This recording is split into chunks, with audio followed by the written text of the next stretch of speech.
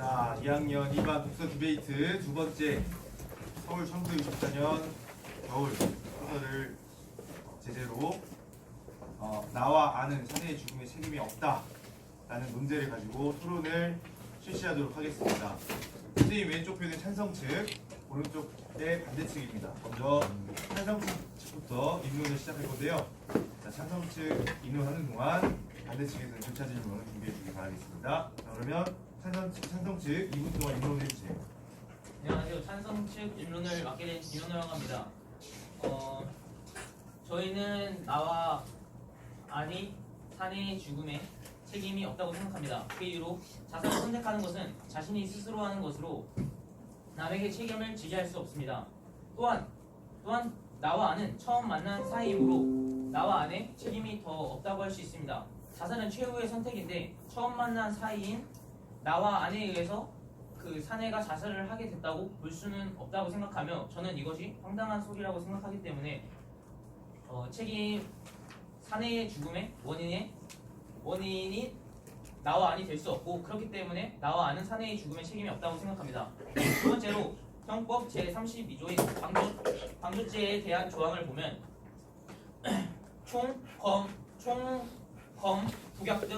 복약 등을 통해서 그 상대방이 자살을 하기 쉬운 환경을 자살을 하기 쉽도록 좀 더 용이하게 환경을 만들어 주는 경우에만 방조죄에 해당한다고 나와 있는데 소설 속에서 보면 알 수 있듯이 나와 아는 사내가 자살을 하기 쉽도록 환경을 용이하게 만들어 주진 않습니다. 그러므로 나와 아는 방조죄에 해당하지 않는다고 볼 수 있으며 그러므로 나와 아는 법적인 책임도 존재하지 않습니다. 또한 나와 아니 방조죄에 해당하지 않는다는 것은 국가에서 사내의 죽음의 원인에 나와 아니 포함되지 않는다고 말하는 것이라고도 생각할 수 있기 때문에 한 번 더 나와 아는 사내의 죽음에 책임이 없다고 말하는 바입니다.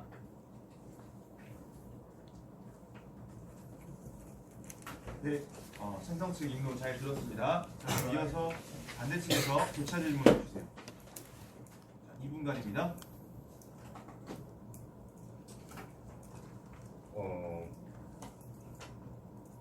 여기서 자살은 스스로의 선택이라고 하셨는데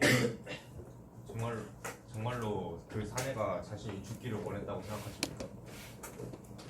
죽기를 원하지는 않았겠죠. 그 소설 속 상황에서 보면 알 수 있듯이 그 나와 아내가 계속 같이 있어달라는 것을 보면 죽기를 원했다고는 생각할 수 없을 것 같습니다. 그러면은 사내는 죽기를 원하지 않았는데도 불구하고 두 사람에게 소외감을 느껴서 자살한 것으로 볼 수 있겠네요. 그렇다고 볼 수는 없을 것 같습니다. 그건 왜 그런지 이유를 설명할 수 있겠습니까?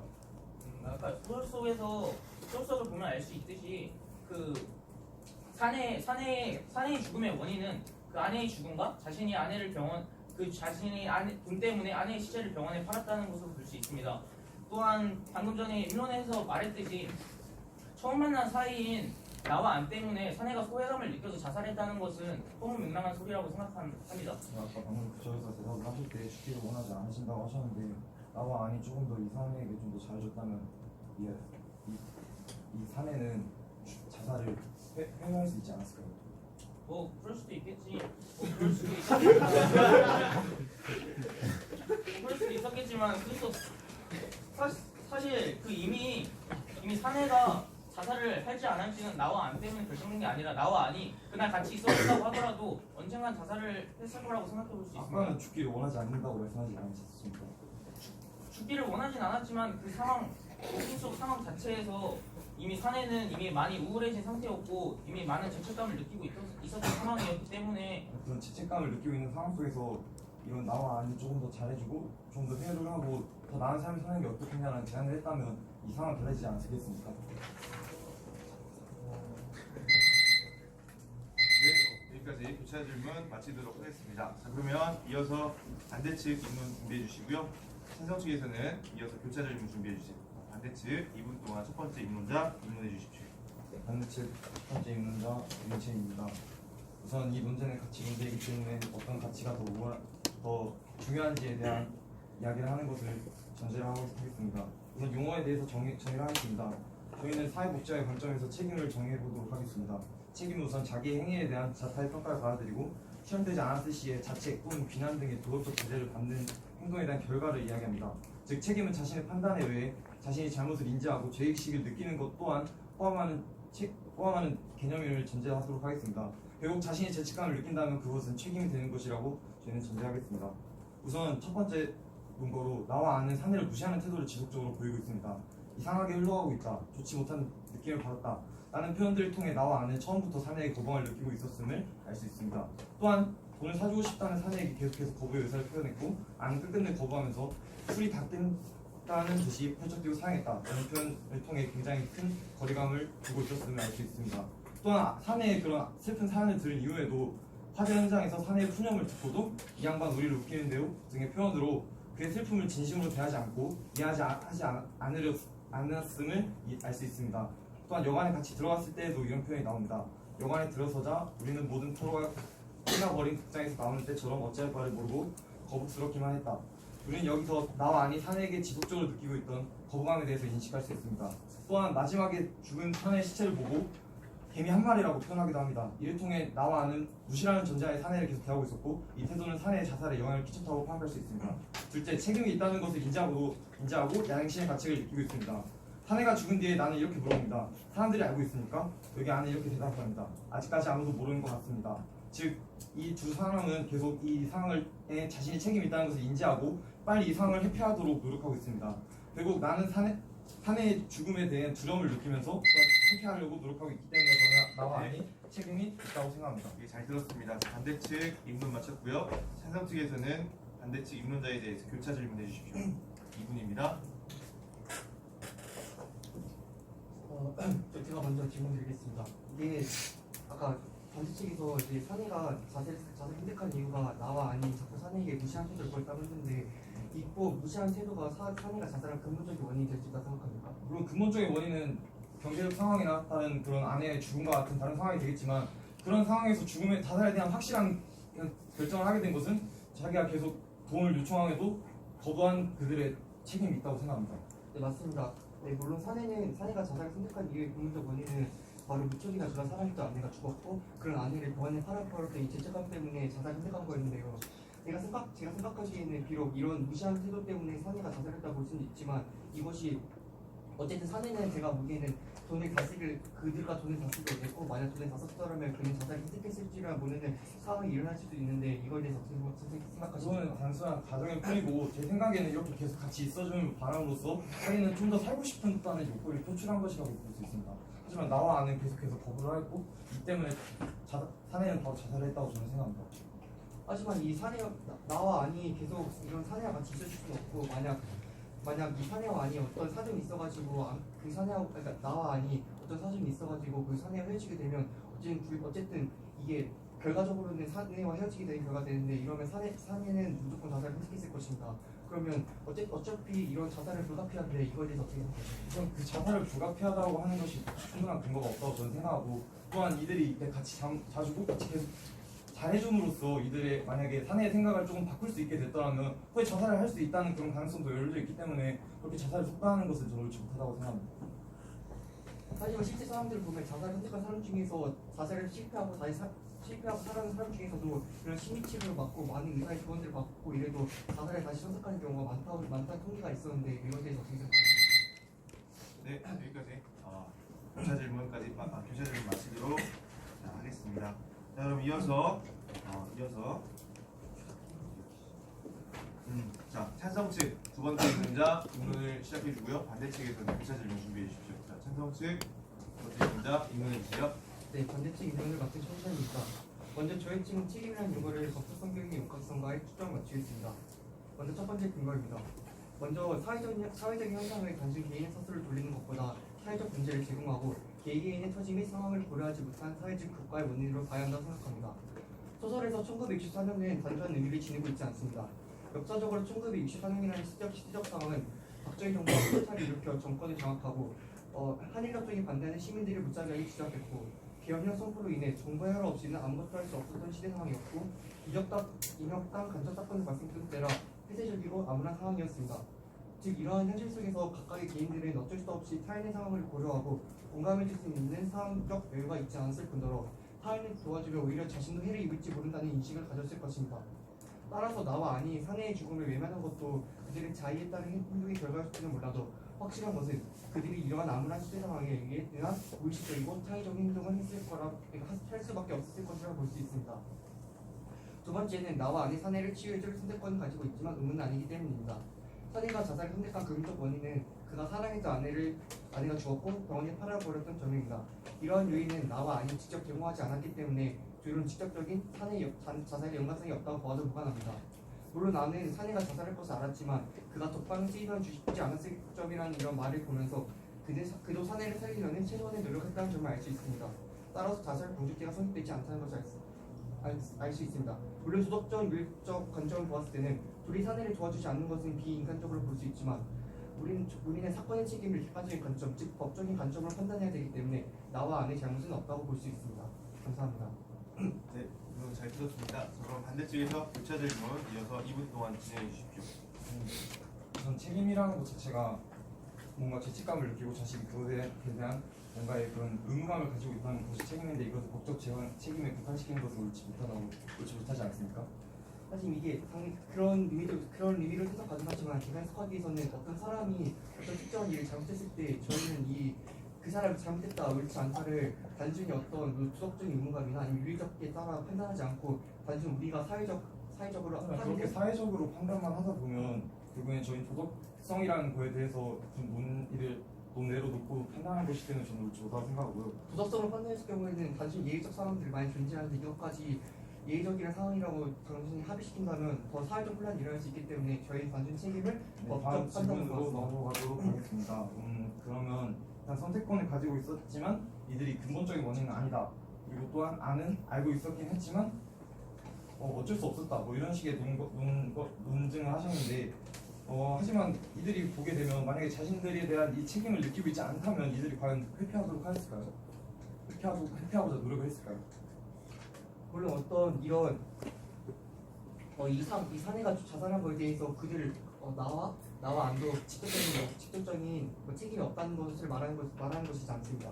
하지만 제가 말한 이 인문의 근거에 따르면 먼저 나와 안이 이런 행동했던 이유는 먼저 이런 사회 국가의 탓이고 그 다음에 그리고 그들이 죄책감 느꼈다고 해도 이 안은 사내가 자살할 것을 알았지만 그가 여기 소설에 나온 것을 본다면 그러게 말입니다. 혼자 누워두면 죽지 않을 줄 알았습니다.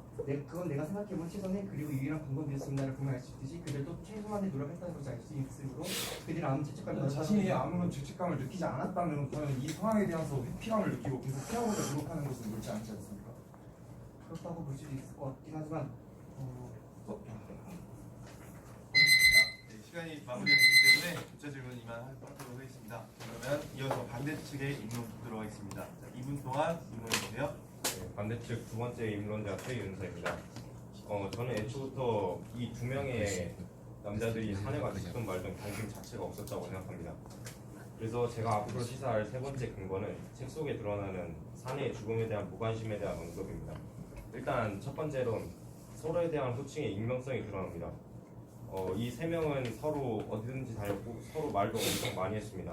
그렇게 하룻밤을 계속 오래 보냈는데도 불구하고 친밀감이 형성된 후에는 이름을 부르는 것이 보통인데 이 많은 대화 끝에도 결국 서로에 대한 호칭은 마지막까지 그저 안과 사내였습니다. 그리고 두 번째로 삶의 방향을 상실하고 슬픔의 감정을 가진 사내에게 무관심한 이 글쓰기 속 나의 태도와 사내의 자살에 대해 계속해서 염세적인 태도를 보이는 안을 근거로 들 수 있습니다. 사내는 이 작품 속에서 선술집, 중국요리집, 거리, 양품점, 그리고 귤도 사고 택시도 타고 소방차도 쫓고 페인트 상점도 가고 남양동도 가고 여관도 가고 별곳을 다 다녔습니다. 그래서 이 사내의 이동 경로를 통해서 사내는 삶의 방향을 잃고 배회하는 상태임을 알 수 있는데 그러나 이 두 명이 사내에 대한 태도와 말투는 다음과 같았습니다. 우리는 여전히 10발짝쯤 떨어진 곳에서 그가 울음을 그치기를 기다리고 있었다. 그 양반 역시 죽어버렸다. 18컷 어떻게 합니까? 그 양반 우리들 어떡하라는 건지. 이렇게 사내의 죽음에 대한 무관심을 통해서 사내에게 소외감을 유발했고 이 소외감을 통해서 사내가 결국 죽음에 이르렀다고 볼 수 있습니다. 그리고 세 번째로는 자기적인 대화에서 시간과 공간의 단절성을 찾아볼 수 있습니다. 이 작중에서 두 명의 남자가 대화한 것은 계속해서 서로 맞물려 가는 듯해 보이지만 전혀 맞물리지 않은 상태로 뜬구름 잡는 소리만 계속하는 것을 알 수 있습니다.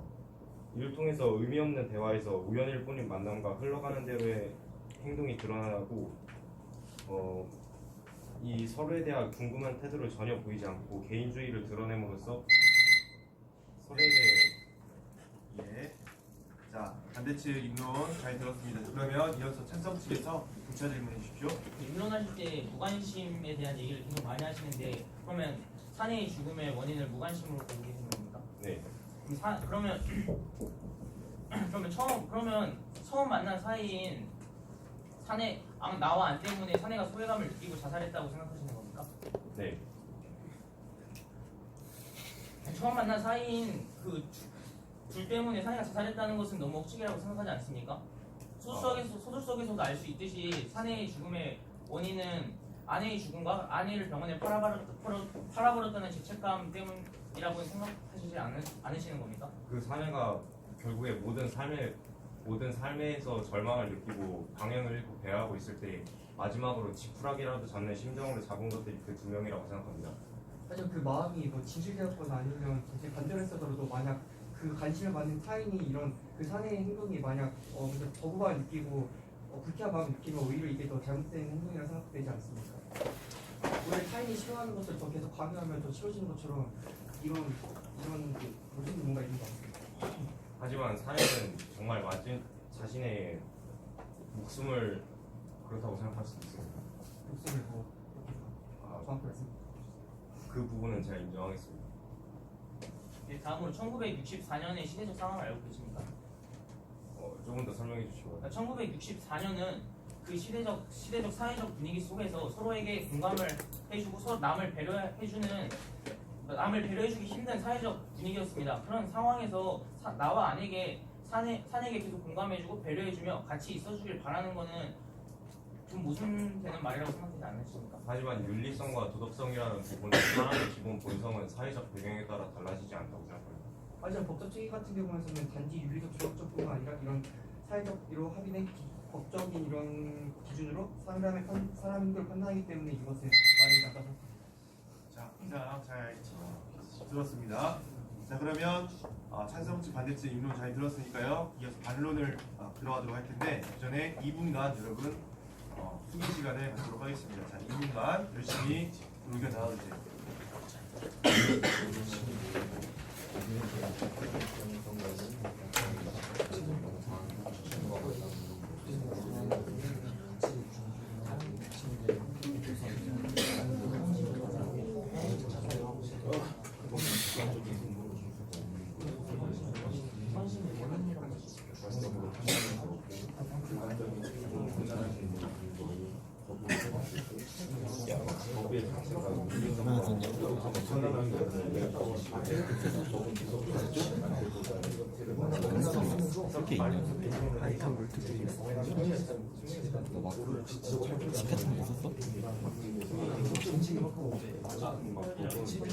이렇게 해도 괜찮다.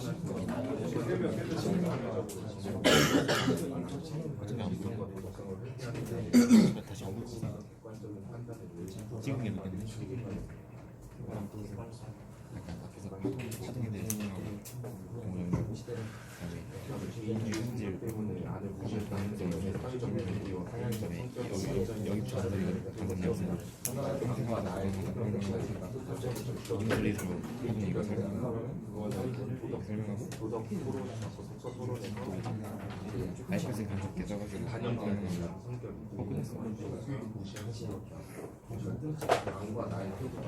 간섭에 대한 여러가 비시 간섭을 이용한 여러 과학자들의 실험 넣어라.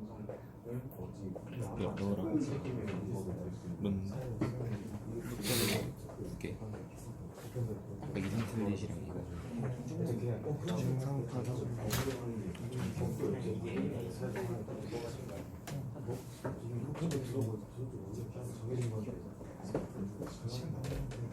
정상 실험이 뭐지?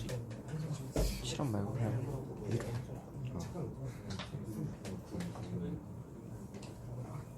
자, 시간이 되었습니다. 자.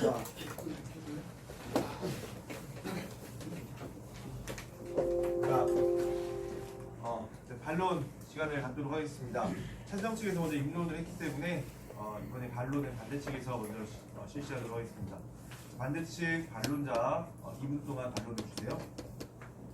반대측 반론자 김영입니다. 일단 삼성 측에서 법적 책임을 말하시는 것은 이 토론이 가치 토론이라는 점에서 부합하지 않다는 것을 밝히고 시작하겠습니다. 일단 첫 번째로 김영은 입론자가 분명히 그 사내가 살고 싶다고 말한 점과 그 천시현 입론자께서 어쨌거나 사내는 자살에 불가피하다고 하는 점이 모순되었다는 점을 지적하고 또한 천시현 입론자께서 어쨌거나 자살이 불가피하다고 하신 것은 그저 개인의 주관적인 소관에 불과하고 객관적으로 정당화할 수 없다고 볼 수 있습니다. 또한 천시현 입론자께서 그 제시하신 심리치료 통계에 대한 출처를 밝히지 않았음을 짚고 넘어가겠습니다. 또한 김현우 임명자께서 나와 안과 사내가 처음 만났다고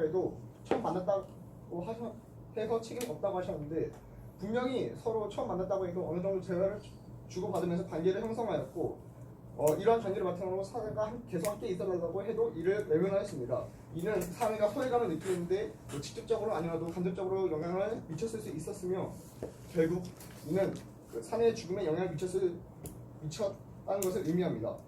또한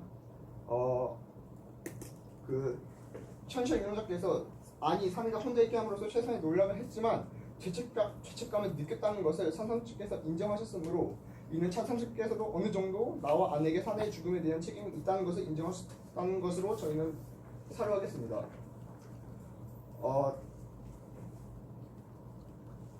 네, 그리고 사회적으로 폐쇄적 그리고 암울하다고 하는 사회적 그 배경을 하셨지만 여전히 개인은 도덕심을 갖고 있으며 그 나와 아내의 행동을 미뤄볼 때 사내의 이러한 계속 있어달라고 하는 이러한 말을 외면한 것은 어쨌든 도덕심에 대해 비도덕적이라고 할 수 있습니다.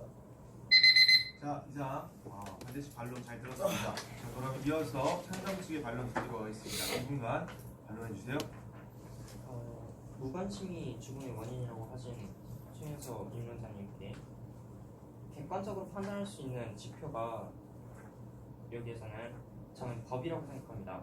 윤리, 도덕적으로 객관적으로 측정할 수 있고 그리고 합리적으로 만들어진 법, 이 법을 통해서 저희들은 책임에 대해 판단을 해야 한다고 생각을 했고요.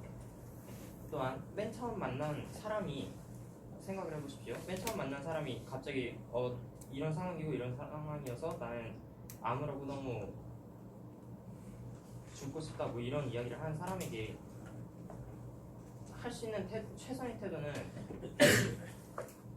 위로는 애매한 위로는 오히려 역효과를 낳을 수 있습니다. 오히려 가장 좋은 방법은 약간 거리를 두되 이야기를 들어주는 것이지요. 성향, 성격, 그 사람의 배경을 제대로 알고 있어야지 제대로 된 위로가 가능하지. 제대로 그 사람이 무엇을 생각하는지에 대하여 알고 있지 않은 한 역효과를 낳을 수 있기 때문에 무관심은 나와 아니 할 수 있었던 최선임을 말씀드립니다. 또한 나와 아니 전혀 무관심한 것은 아니었으며 그 사람이 살고 있는지 아니 잠에서 일어나 여관에서 일어나 사내를 찾아간 것을 예시로 들도록 하겠습니다. 또한 나와 아니 너무 개인주의적이라고 이야기하셨는데 사회적인 상황 속에서 나와 아니 이러한 성격을 가졌을 뿐 이것을 책임의 근거로 들 수는 없다고 생각합니다. 네, 찬성 측의 반론 잘 들었습니다. 자, 그럼 이어서 요약 정리 시간인데요. 네, 찬성 측부터 요약 정리하도록 하겠습니다. 자, 2분간 요약해 주세요. 네, 찬성 측 토론자 요약 정리를 맡은 강태우입니다. 일단 입론에 나온 근거부터 정리를 하겠습니다. 일단 저희 찬성 측은 1964년이라는 시대적 상황이 타인의 상황을 고려하지 못하고 공감해줄 수 없는 상황, 즉 자신도 해를 입을지도 모른다는 인식이 파다한 상황이기 때문에 나와 아는 죽음에 대한 책임이 없다고 주장하는 바입니다. 두 번째로 사내를 치유해줄 의무가 나와 아내에게 사내를 취해줄 의무가 없기 때문에 이에 따른 책임도 발생하지 않는다는 점 다시 한번 강조합니다. 또한 자살은 자신의 선택이지 타인에 의한 지금 나와 아니 직접적인 영향을 주지 않음을 소설 속에서도 볼 수 있으므로 나와 아는 책임이 없다고 할 수 있습니다. 마지막으로 형법 제32조에 근거한 방조죄는 나와 아는 직접적인 상황을 사내에게 주어지지 않았기 때문에 사내에 대한 직접적인 책임이 없다고 주장하는 바입니다. 그 다음에 교차조사에서 나온 얘기를 보자면 자유를 준다면 회유할 수 있는 가능성이 있지 않냐라고 하셨는데요. 이는 어떻게 추측할 수 있을지 의문이 듭니다. 정확하게 회유할 수 있는 가능성이 주어진다는 부분이 소설 속에서 언급된 바가 없기 때문에 이는 근거로 채택될 수 없다고 생각을 합니다. 그 다음에 사내의 생각을 바꿀 수 있는 상황, 이는 시대적 상황과 개인의 성격이 소설 속에서 드러나기 때문에 이를 고려해줘야 된다고 생각을 합니다. 또한 저희가 주장하는 법적 판단, 이는 윤리성과 도덕성을 모두 포함한 객관적인 판단이라고 할 수 있습니다. 법의 기능은 도덕적인 사회를 만들 수 있는 그런 기능을 하기 때문에 법은 윤리성과 도덕성을 모두 포함하고 있다고 할 수 있습니다. 또한 개인주의라고 주장을 하셨는데요. 개인주의, 즉 사회적 분위기 1964년을 본다면 충분히 일어날 수 있는 상황이며 개인적인 성격이라도 판단할 수 있기 때문에 소외감을 주는 것은 개인의 선택일 뿐입니다. 또한 처음 만난 사이고 대화를 주고받고 관계를 형성한다고 하셨는데 처음 만난 사이에 관계를 형성할 수 있다는 것은 어떻게 판단할 수 있는지 의문이 듭니다. 그 다음에 죄책감의 정의를 책임이라고 정의를 하셨는데요. 죄책감을 느낄 수 있는 것은 그 범죄 현장에 있는 용의자 모두 죄책감을 느낄 수 있습니다. 자기가 범죄자가 될 수 있는 가능성 때문이죠. 그야말로 책임을 자기가 직접적으로 느낀다고 죄책감을 책임이라 할 수 없다고 생각하는 바입니다. 자, 잘 들었습니다. 자, 그럼 이어서 반대측 2분 동안 정리해 주십시오. 반대측 요약을 맡은 김정현입니다. 이 소설에서는 처음부터 끝까지 무관심에 대한 언급이 드러나고 저희도 앞에서 강조한 바입니다. 호칭이 친밀감을 어느 정도 형성한 뒤에도 서로 아는 사내 그 아저씨 그 양반들 이런 무관심한 태도를 보이는 호칭을 계속해서 사용하고 있고 사내는 이미 아내 시체를 팔아버렸다는 죄책감과 아내를 잃었다는 상실감에 삶의 방향을 잃어버렸고 의식의 흐름대로 처음 보는 사람들과 이것저것 다니면서 돈을 써버리는데 이런 중요한 돈을 처음 만난 사람들과 무의미한 장소를 돌아다니면서 써버릴 정도로 우울감과 죄책감에 휩싸여 있는 상태인 것을 반복해서 나와 아내에게 표현하고 도움을 요청한 태도를 보였는데 어차피 죽어버릴 생각이었다면 도움을 표현하지 않았을 것입니다. 하지만 나와 아는 계속해서 도움을 요청하는 그 사내에게 부정적인 태도와 무관심을 보였고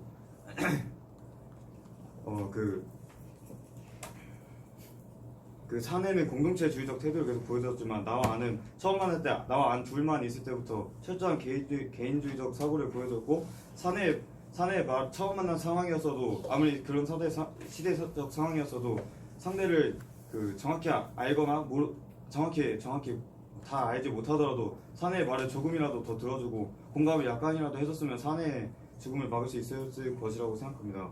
그리고 마지막에 사내의 시체를 개미라고 표현하면서 사내를 개미에 결부시켜서 사내의 죽은 후에도 사내에게 소외감을 계속해서 부각시키는 표현이 나옵니다. 이는 나와 안이 이미 사내가 자신들에게 호소하고 있을 때부터 무관심한 태도를 보였으면 더욱 부각시키는 바입니다. 예. 이상 찬성측과 반대측 요약 정리까지 잘 들어보았습니다. 아직 못다한 이야기들이 좀 있을 것 같은데 자, 마지막 5분간 전체 교차 질의를 하겠습니다. 자, 그러면 5분간 교차 질의를 할 건데 자, 먼저 찬성측 반대측 먼저 손 들어서 교차를 저 질문 하나 드리겠습니다. 무관심 태도를 보인다는 걸 계속 죽음의 원인으로 보고 계시는데 어떻게 자살의 책임이 있다고 이를 근거로 채택할 수 있을지 설명해 주시면 더 필요할 것 같습니다. 다른 요인들이 이 사내의 자살에 대한 영향을 끼친 것을 부정할 수 없는 상태입니다만 이 사내는 계속해서 저희가 아까 전에도 계속 주장했듯이 사내는 계속해서 자신이 살고자 하는 욕구를 이들에게 같이 있어달라, 같이 자달라 이런 걸 통해서 계속 표출하고 있습니다. 이는 자살을 만약에 확실히 결정을 했다면 이러한 일이 표출하지 않았을 거고 이들에게 계속 도움을 요청하고 있다는 것 자체가 계속 삶에 대한 욕구를 지속하고 있음을 판단할 수 있습니다. 따라서 이러한 것을 거부한 나와 아는 책임이 있다고 저는 생각하는 바입니다. 그럼 객관적으로 그 상황만을 보았을 때는 책임이 있다고 생각을 하시는 겁니까? 그 상황적인 측면에서 상황적인 측면에서 책임이 있다고 생각합니다. 그 상황적인 측면에서 뭐 직접적인 그럼 자살에 이 사람들이 강요했다는 것을 그러면 강요가 아니라 영향을 끼쳤다는 것을 저는 이야기하고 있습니다. 그 무관심한 태도로 영향을 미쳤다고 하시는데요. 그럼 무관심한 태도는 개인의 선택이지 않습니까? 꼭 굳이 자기가 선택에 하나의 예시로 들면 심리 상담자도 되고 싶은 사람이 되는 겁니다. 심리를 아는 어떻게 하면 잘 타이를 수 있고 그 사람의 심리를 공감할 수 있는지 그 능력을 가진 사람만이 심리 상담사가 되는 겁니다. 자기의 성격에 맞지 않는다면 심리 상담사의 길을 선택하지 않습니다. 나와 아는 자신의 성격이 심리 상담사의 길과 맞지 않다고 생각을 한다면 그 사람의 공감을 굳이 해줄 의무가 있지 않고 남의 이런 아픔을 치유해주는 것이 심리 상담사야 되나 합니까? 그 공감 능력이 떨어진다면 아까 전에 주장했듯이 더 안 좋은 방향성으로 상담을 이끌어갈 수 있습니다. 그러니까 타인의 공감을 정확하게 그 사람이 처한 상황과 그 상황적 맥락을 고려하지 못한다면 죽음에 더 빠르게 그러니까 내가 왜 살고 있지라는 회유감을 더 느낄 수 있게 할 수 있는 가능성도 있습니다. 이 가능성을 좀 무시하시는 결국에는 겁니까? 주장하시는 것이 상담을 더 해줬을 때 오히려 나쁜 길로 빠질 수 있다는 것인데 그럼 이 결과물을 봤을 때는 이들이 무관심을 함으로써 결국 이 사내가 자살을 선택하지 않았습니까? 그럼 상담을 했다면 이 사람이 회유할 수 있다는 그런 근거가 소설 속에 제시되어 있나요? 일단 이 사내가 원하고 있는 것은 단순히 이들이 같이 있어주고 계속 같은 방을 써주기를 바라고 있는 것입니다. 따라서 이들이 같이 있어줬다면 이 사내는 회유할 수 있음을 저는 판단할 수 있다고 생각합니다. 그럼 나 아내 태도를 보았을 때는 그 부분은 조금 인정하는 바이지만 나의 태도를 보았을 때 같이 화투를 치자고 말하는 부분이 언급됩니다. 소설에서 그 부분에서는 나의 책임성이 그러면 나의 책임성도 그럼 같이 인정하시는 부분이에요. 네, 하지만 나는 그렇게 했음에도 불구하고 결국에는 각방을 나도 쓰지 않았습니까?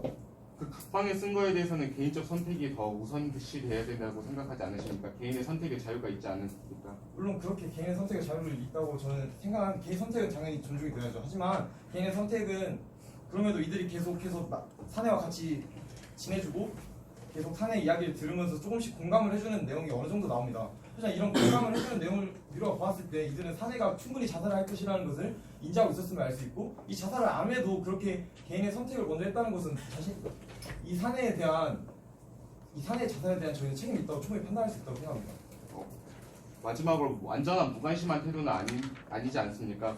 만약에 같이 동행을 해달라고 처음부터 부탁을 했을 때 무시할 수 있는 무관심한 태도를 보일 수 있지만 같이 돌아다니면 그 사람의 상황을 하나하나 다 보면서 공감을 해주는 부분도 있습니다. 이 부분에 대해서는 처음부터 무시하지 않고 무관심한 태도를 보이지 않은 이 사람에 대한 책임을 덜 수 있지 않습니까? 무관심이 그러니까 전반적으로 모든 것이 무관심한 게 아니라 이들이 결국엔 자살에 직접적인 영향을 미친 것은 이 사내가 진정으로 바라는 것을 해주지 않고 이 사내가 어떤 아픔을 가지고 있는지 진정을 해야 되지 않고 이런 무관심에 대해서 저희는 계속 이야기하고 주장하고 있는 것입니다. 자, 그럼 반대쪽에서 마지막 조차 질문 한번 해주십시오. 우선 계속해서 아까부터 법적 책임에 대해서 중요하다고 하셨는데 이렇게 법적으로 국한시키다 보면 이 가치 논제의 특성 자체가 어떤 가치가 더 우월한지를 판단하는 것인데 이 가치를 법적으로 국한시키는 것이 옳지 못하지 않습니까? 법적으로 가치를 국한시키고자 하는 바가 아니라 법적 가치를 내세워서 법적으로서 이 사람의 정당성을 부여하고자 하는 바입니다. 법적으로는 물론 책임이 없다고 할 수 있습니다만은 이들이 도덕적으로 봤을 때 이들은 계속 책임을 회피하고 있고 자신이 책임이 있다면서 인지하고 있으므로 자신들은 도덕적 책임에 대해서 벗어날 수 없다고 이들이 판단하고 있지 않습니까? 그 책임이 죄책감과 어떻게 같다고 주장하시는지 저는 의문이 듭니다. 그 책임이 든다는 것은 그러니까 죄책감이 생긴다는 것은 그 범죄 상황이 있음으로 그 용의자 모두 다 죄책감을 느낄 수 있습니다. 근데 거기에 대한 직접적인 책임이 이 소설에서 언급되는 게 있습니까? 그러니까 이들이 그 책임에 대해서 만약에 자신이 잘못한 게 아닌데 이 상황에 있어서 죄책감을 느낀다. 그렇다면 이들이 이렇게 빨리 하지만 그들이 그렇다고 보기에는 이들이 자살을 이미 인지하고 있었습니다. 아는 자살을 인지하고 있었다고 말을 했고 또한 나 또한 그 본문에서 보시면 물론 잘 몰랐다고는 하지만 그 앞에 보면 역시나 죽었군요 이런 표현을 통해서 자살을 인지하고 있었음을 알 수 있습니다. 아, 예, 아주 열피나크. 자, 여기 조차들이까지 잘 들어보았습니다. 이렇게 해서 두 번째 토론 서울 1964년 겨울 나와 아는 사내의 죽음에 책임이 없다 그 논제로 토론 마치도록 하겠습니다. 자, 그러면 토론자들은 지금 가장 밑에 상대 토론자 상호평가에서 2명 이름 적어주기 바라고요. 자, 방청했던 이 우리 친구들은 평가지를 바탕으로 해서 나와서 이제 투표를 해주도록 하겠습니다. 그러면